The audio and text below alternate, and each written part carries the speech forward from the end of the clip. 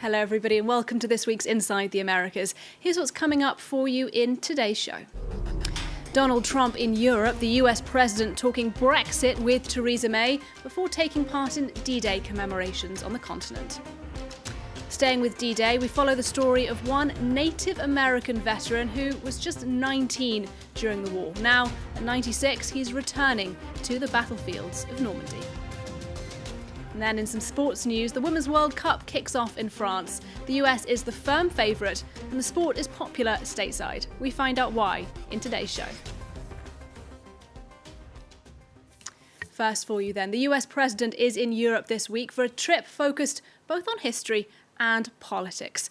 The ostensible reason for his visit, the D-Day landings, which are being commemorated this week. But Donald Trump is also having private meetings with European leaders, sitting down with Theresa May on Tuesday.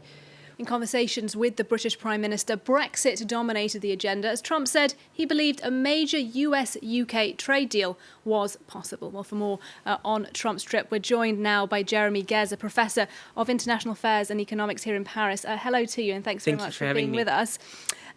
This was, as I said, a trip structured around those D-Day commemorations, a time when the transatlantic alliance was really forged. Do you think this trip will strengthen that alliance, or perhaps will it show some of its fragility? I think it will show some of its fragility. In Donald Trump's view of the world, there can be no situation in which what you win, I win, and what you lose, you lose. It's a zero-sum game. And as a result of that, a week in Europe is something that is to the benefit of the United States, and he's going to seek to leverage that as much as he can. We saw that during his trip in London, where very clearly he didn't really act as a friend trying to throw a lifeline to an ally that was vulnerable in the Brexit negotiations. He seemed to be basically trying to leverage everything he could and to take advantage of that divorce with the European Union, between the UK and the European Union. It's very, very striking to me. Yeah, his allies, I mean, they call him, don't they, the disruptor-in-chief, Donald Trump. And certainly, as you mentioned, he has been quite disruptive in the United Kingdom. He met with Theresa May, but he also hasn't quite endorsed Boris Johnson as the next Prime Minister, but he's not far off it. What kind of impact do you think he's having on Conservative politics in the UK? It's a very interesting question, and I think ultimately time will tell. This kind of interference, I don't think is going to go down very well in the UK public opinion.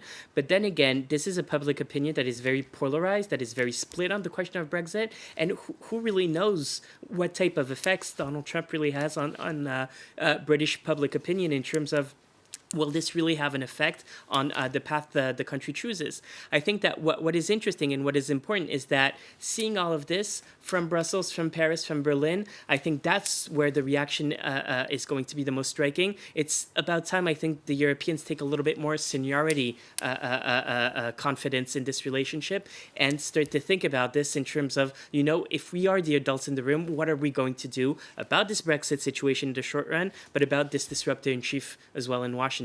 That's going to be the million-dollar question. Yeah, and when Theresa May and Donald Trump met, one of the things that they both were at pains to try and emphasise was that long-discussed special relationship between the two powers. Do you think it's as special as it once was? That too, I'm sorry to say, time will tell. It's very hard to imagine how the United States could address key fundamental challenges in the long run, and by those I mean the rise of China, I mean the stability of the global order in terms of financial terms, but in trade terms as well, without the help of the European Union. What is striking too is that when you emphasize so much on a special relationship, you're emphasizing, I think, a lot of the symbols. And concretely speaking, yes, there might be a bilateral trade between the US and the UK, but I do not see that as being the fundamental core interest of the United States going down the line. And I think the fundamental core interests of the United States are going to be better solved with strong alliances, with strong and relevant actors like the European Union, and a little bit less with actors that are likely to become increasingly marginal, like the UK. Okay, well, let's talk more then about Trump's relationship with the European Union, because on this trip, as he often does, he's criticised the European contribution to NATO. He says countries on the continent need to pay much more. Do you think he sees the EU as a rival to the United States? I don't think so. I know so. He said this openly, at least on the trade level. He said a little while back, you might remember, the Europeans are like China. So it's not even at the stage of a rival, it's almost at the stage of an enemy. On the defense side, I think that there is always a fear on the American part that the Europeans would indeed try to replicate what exists at NATO, and I think he should be very worried about that because it's not necessarily in everyone's interests. I also think that he rightfully points out the flaws in the European approach that the Europeans haven't been spending as much as they should on defense and security. But I think these debates belong to a world of diplomacy, a world of negotiation, a world of politics. Donald Trump might not be really bringing us into that, really. It might be a new era of politics that I think the Europeans are going to need to get used to, and they too are going to need to be very inventive and imaginative in this situation. All right, Jeremy Ghez, thank you very much for sharing your thoughts with us on the programme today. We have been talking then a little bit about those commemorations taking place here in Europe to mark the 75th anniversary of D-Day. Now, that was the largest seaborne invasion in history. The campaign decisively helped to swing the Second World War in the Allies' favour. There are very few surviving veterans now, and those that are in their 90s or even their hundreds. Now, some of them are travelling to Normandy for the commemorations, including Charles Norman Shea, a Native American soldier who landed on Omaha Beach. Claire Rush has his story. Charles Norman Shea is 94 years old, but he was just 19 when he landed in Normandy on June 6, 1944. As a medic, he tended to the mass casualties here on Omaha Beach. 75 years later, he's one of the few surviving Native American soldiers that fought on D-Day. Charles, seen here, belongs to the Penobscot tribe of the northeastern U.S. In 1943, he was drafted into the Army and trained as a combat medic. On D-Day, his regiment was part of the first wave of attack. When I landed, I saw so many dead and wounded that I had to sit down and push all of this out of my mind before I could operate. And I was able to do this. I pushed it out of my mind and so that I could operate as I had been trained to do, to treat wounded and save lives. If the men that had been wounded were laying on the beaches and the water was coming in very fast, and I thought if they did not receive help, they were doomed to drown.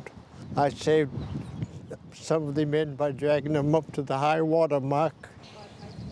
At the Normandy American Cemetery, among the nearly 9,400 tombstones, Charles visits one in particular, that of his fallen comrade in arms, Edward. Charles visits the grave with one of Edward's descendants. I was very sad to find him on Omaha Beach, and he died while I was treating him. In Edward's memory, Charles sanctifies the space with tobacco, a Native American ritual, an ancient way of remembering and honoring those who gave their lives in the largest seaborne invasion in history. Now, in some sports news, the Women's World Cup is kicking off here in France this week. The US national team has taken the trophy home 3 times and is the undisputed favourite this year. And unlike in Europe, women's soccer is extremely popular stateside. Why? Well, our reporters in California have been finding out. Good job, well done. Delilah is just 5 years old, but she wouldn't miss her Saturday morning soccer practice for anything. Gigi, that's it, good job, good try. Like her, almost half of young American girls play soccer. And in the U.S., soccer has become more popular among girls than boys. Good job. To train these young players, the U.S. Soccer Federation has developed a very competitive youth league with more than 6,000 private clubs nationwide that hire professional coaches, like Paul Hennessy, who came here 10 years ago from Britain. The girl population playing soccer has gone absolutely crazy over the past 9 to 10 years, especially younger players. I just think because there's more role models, there's more access now to play. You look at the teams that play in the World Cup, the US women's team are a great team. In the U.S., women's soccer is especially popular among girls between the ages of 10 and 14. Ashley, number 26, is 13 years old and plays forward. She's one of the top players on her team. I want to play soccer in college, and if I get past that, I would want to play on the national team. To reach her goal, Ashley trains 4 times a week after school and dedicates her weekends to tournaments. It's a big investment of time, but also of money. Her parents pay about 4,000 euros every year for this academy. Soccer became very popular in the U.S. after the women's national team victory at the 1999 World Cup, leading to a spike in new youth players, especially girls.